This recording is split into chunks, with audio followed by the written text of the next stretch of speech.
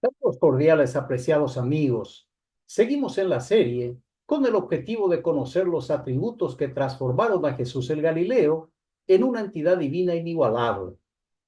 Cada estudio sobre las raíces del cristianismo es presentado con una exégesis neutra e independiente, fuera de toda confesión religiosa y libre de cualquier dogma.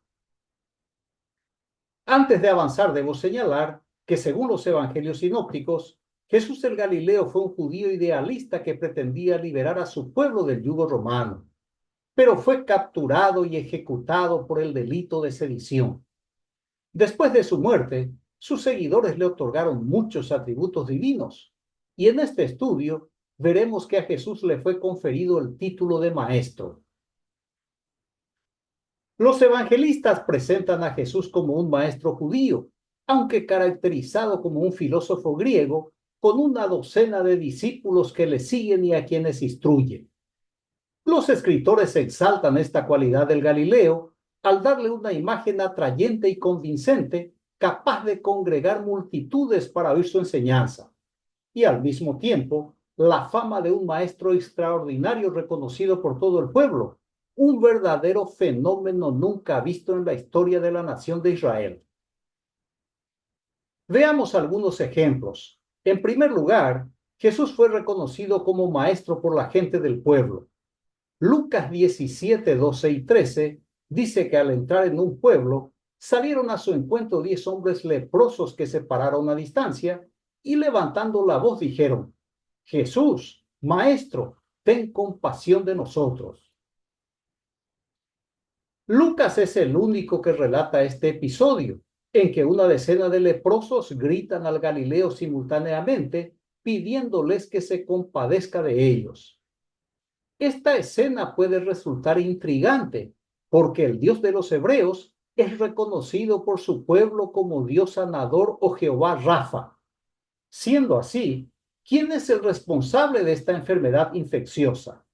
La respuesta está en Levítico capítulo 14, versículos 33 al 35. Habló también Jehová a Moisés y a Aarón y les dijo: Cuando hayáis entrado en la tierra de Canaán, la cual yo os doy en posesión, si yo mando una plaga de lepra sobre alguna casa de la tierra de vuestra posesión, aquel a quien pertenezca la casa irá a dar aviso al sacerdote y le dirá: algo como plaga ha aparecido en mi casa.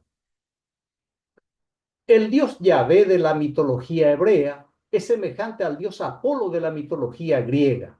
Es el dios de las plagas y de las enfermedades, pero también el dios de la curación y de la protección. De modo que el autor de Lucas, a diferencia del insensible Yahvé que azota a su pueblo con enfermedades, Jesús va a demostrar exactamente lo contrario: compasión por el afligido y la acción inmediata para curar a los dolientes. De este modo, el escritor ubica a Jesús como un ser humano cuya moral es superior al Dios de los hebreos, porque está dispuesto a ayudar al menesteroso en su necesidad con prontitud y efectividad.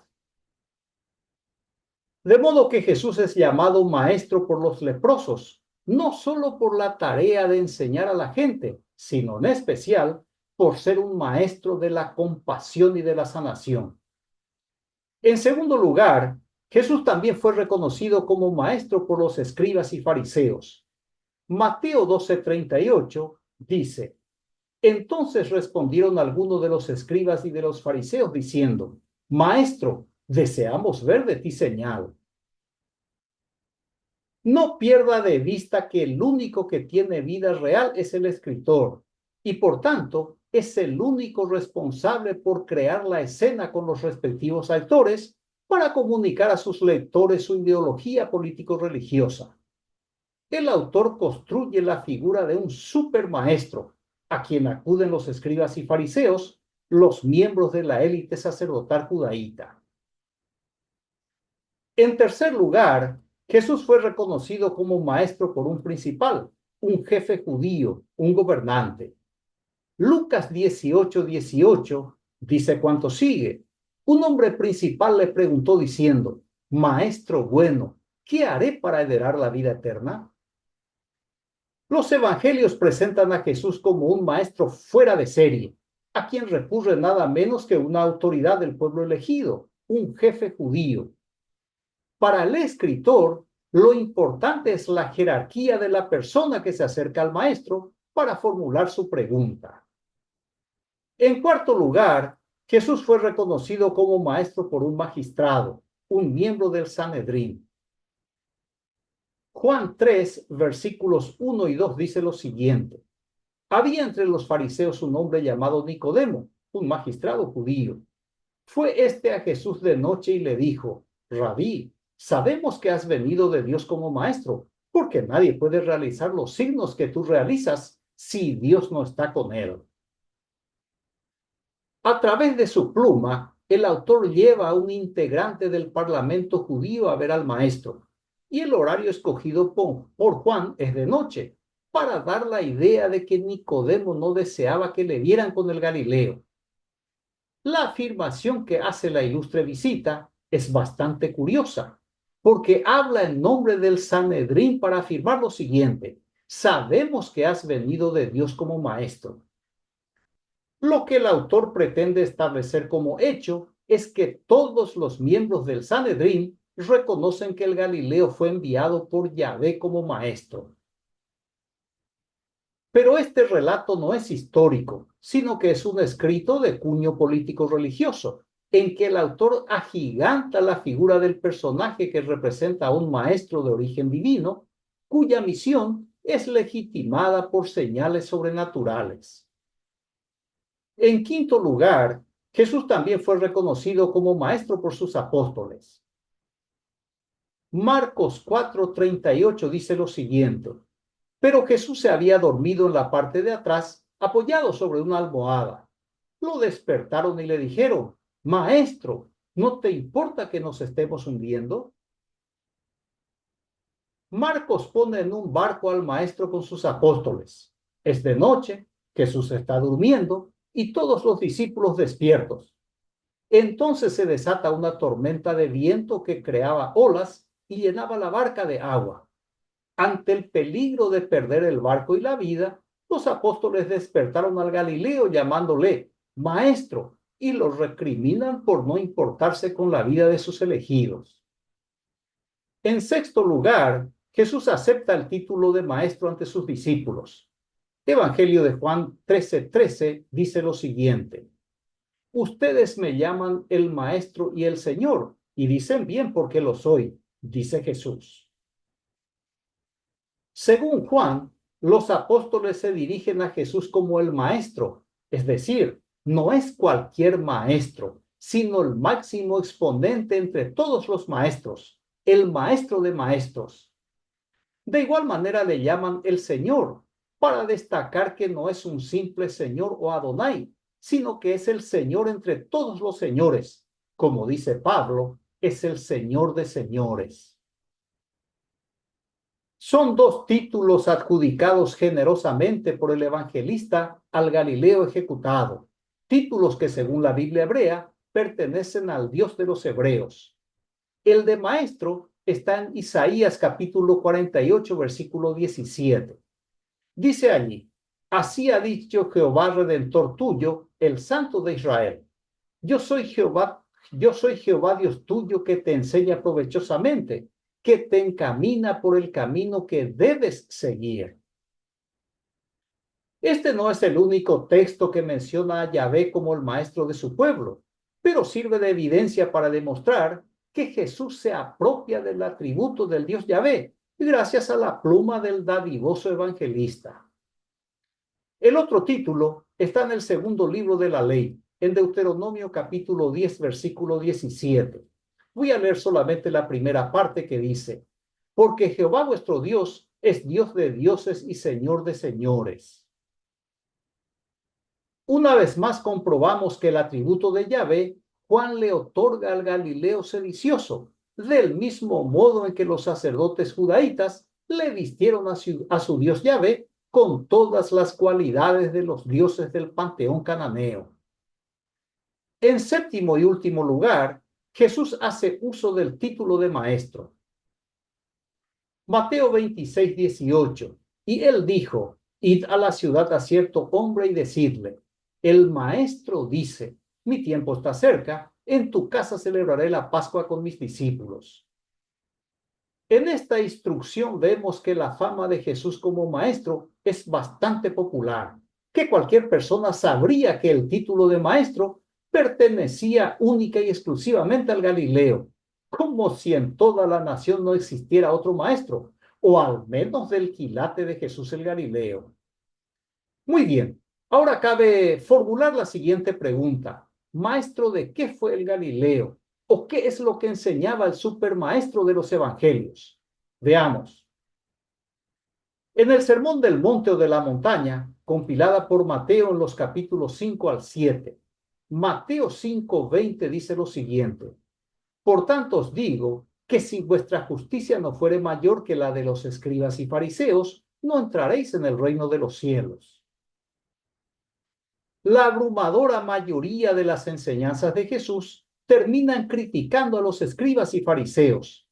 Al observar cada una de ellas, vemos que la intención del autor al crear la escena en que el Galileo enseña es para acusar o condenar a los escribas y fariseos.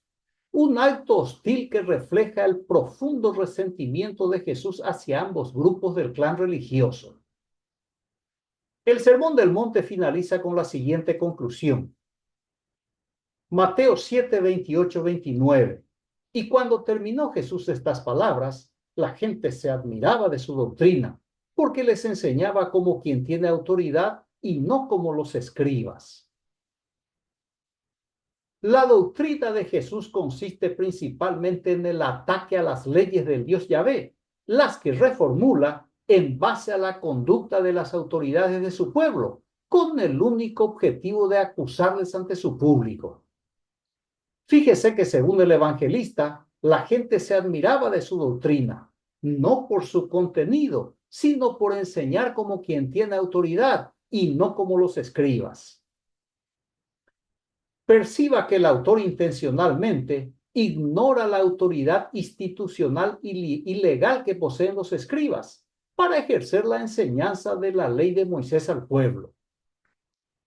Otra sección con las enseñanzas del Galileo están reunidas en el capítulo 13 del Evangelio atribuido a Mateo.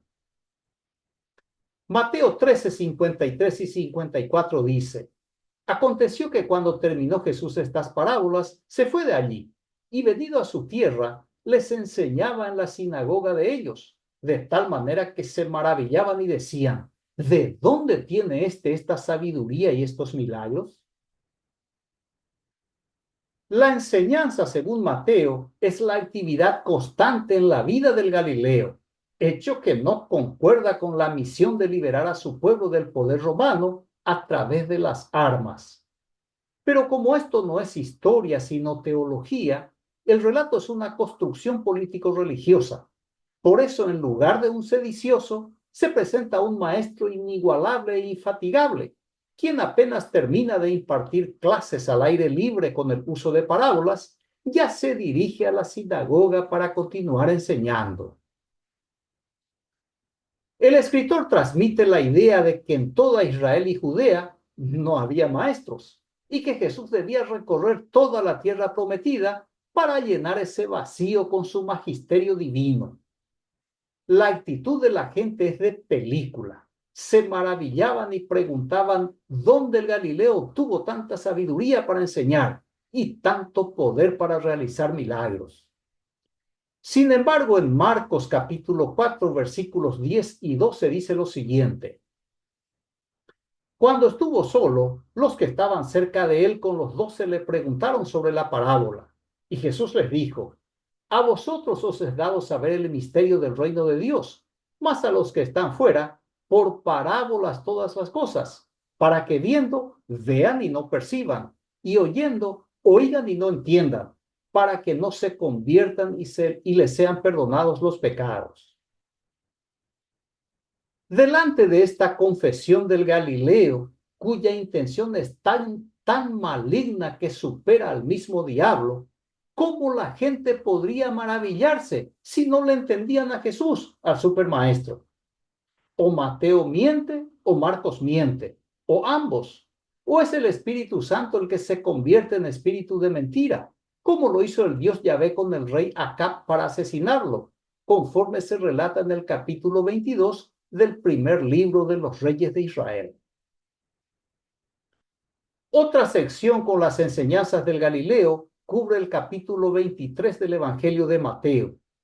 Mateo 23:13 dice lo siguiente: Mas ay de vosotros, escribas y fariseos, hipócritas, porque cerráis el reino de los cielos delante de los hombres, pues ni entráis vosotros, ni dejáis entrar a los que están entrando.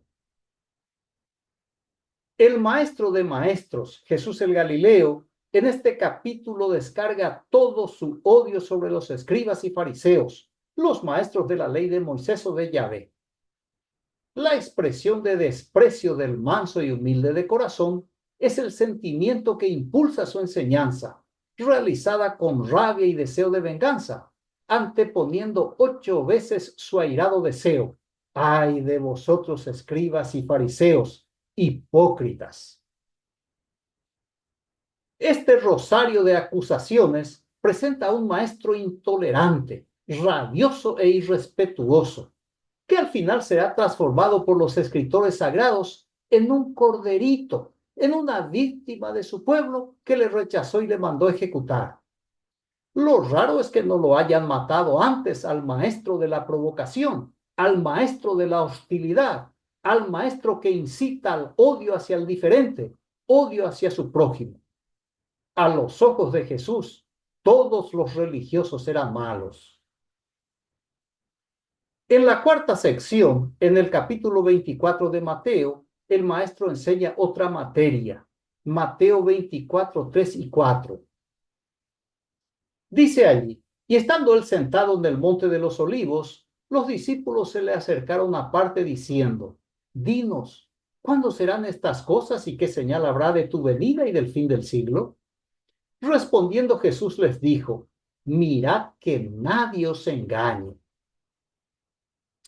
La advertencia de Jesús a sus apóstoles de que se cuidaran para que nadie les engañe parece una broma del escritor, una tomada de pelo, un chiste, porque el Galileo fue quien engañó a todos sobre su pronto regreso, asegurando que no pasaría esa generación y que la élite sacerdotal le vería en las nubes viniendo con poder y gloria, y que muchos de los que le oían no morirían, sino que le verían regresar de la casa de su padre.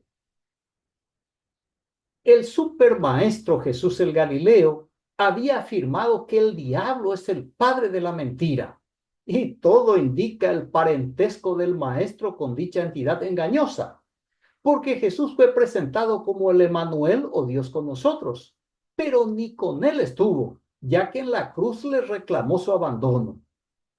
Jesús también fue presentado como el rey de Israel, pero nunca fue nombrado por el Sanedrín ni por Roma. Jesús también fue anunciado como el Salvador de su pueblo, pero irónicamente no pudo salvarse de su pueblo. Jesús no es solo el maestro del engaño, es también el maestro del pesimismo, al anunciar el fin del mundo de Israel, precedida por catástrofes naturales sin precedentes. Finalmente, y en otra enseñanza, el maestro de maestros prohibió lo siguiente. Mateo 23:10. Ni seáis llamados maestros, porque uno es vuestro maestro, el Cristo.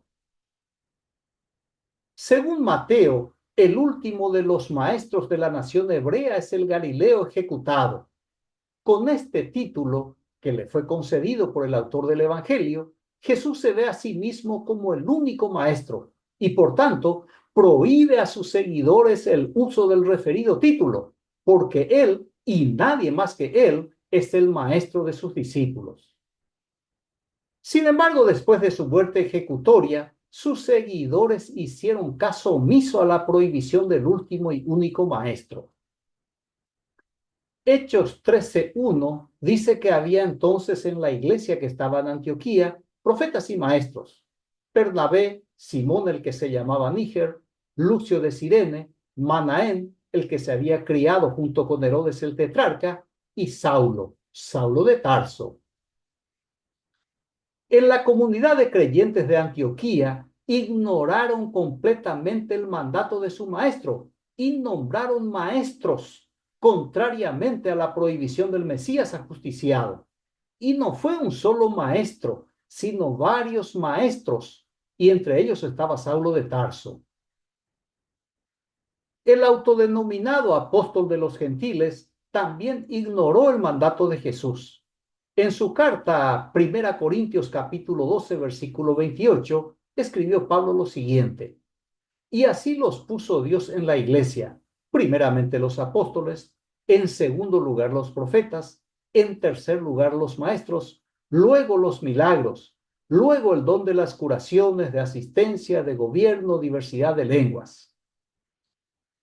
Recuerde que la misión de Jesús fue independizar a su pueblo del yugo romano, y si lo conseguía, por ese acto heroico sería reconocido como el Mesías de la nación de Israel. Pero como su proyecto fracasó, al igual que el de otros tantos aspirantes a Mesías, sus seguidores le transformaron en un ser divino, le atribuyeron un sinfín de poderes, todos ellos artificiales, y en su nombre crearon una institución religiosa llamada Iglesia. El encargado de forjar la institución religiosa fue Saulo de Tarso, a quien no le importó la prohibición efectuada por Jesús el Galileo de que no se hagan llamar maestros, porque uno es vuestro maestro, el Cristo, decía Jesús. Para respaldar la creación de la organización religiosa y la función de maestro, Pablo campantemente afirmó que es una obra de Dios, que así los puso Dios en la iglesia. Esa misma disposición Pablo determinó para sus seguidores de Éfeso. Efesios capítulo 4, versículos 11 y 12, dice: y él mismo, refiriéndose a Dios, constituyó a unos apóstoles, a otros profetas, a otros evangelistas, a otros pastores y maestros, a fin de perfeccionar a los santos para la obra del ministerio, para la edificación del cuerpo de Cristo. Pablo volvió a ignorar el mandato de Jesús el Galileo de no llamar a nadie maestro, porque uno es vuestro maestro, el Cristo, decía Jesús el Galileo. En lugar de obedecer, Pablo incluyó en el organigrama de la institución religiosa el cargo de maestro, y para que nadie le reclamara, aseveró que Dios mismo fue el que constituyó la función de maestro, dejando a todos convencidos de la intervención divina. Con todo y a pesar de todo, uno esperaría que Pablo no asumiera el cargo de maestro, en virtud de la prohibición expresa del supermaestro Galileo. Primera de Timoteo capítulo 2 versículo 7, dice Pablo: para esto yo fui constituido predicador y apóstol, digo verdad en Cristo no miento, y maestro de los gentiles en fe y en verdad. Pablo asegura que fue constituido por Dios predicador, apóstol y maestro, pisoteando el mandato de Jesús de los evangelios, un personaje al que lo reemplazó por el Cristo de su producción. Esta herejía creada por Pablo es obedecida a pie juntillas por todas las iglesias cristianas, desde el siglo I hasta nuestros días. De este modo, Jesús deja de ser el maestro y Pablo se convierte en el supermaestro que opera o enseña bajo el seudónimo de Cristo. Muy bien, concluyo la exposición con la afirmación del biólogo y médico francés Alexis Carrel: poca observación y muchas teorías llevan al error. Mucha observación y pocas teorías llevan a la verdad. Agradezco su amable atención, reciba un fraterno abrazo y hasta el próximo estudio. Gracias.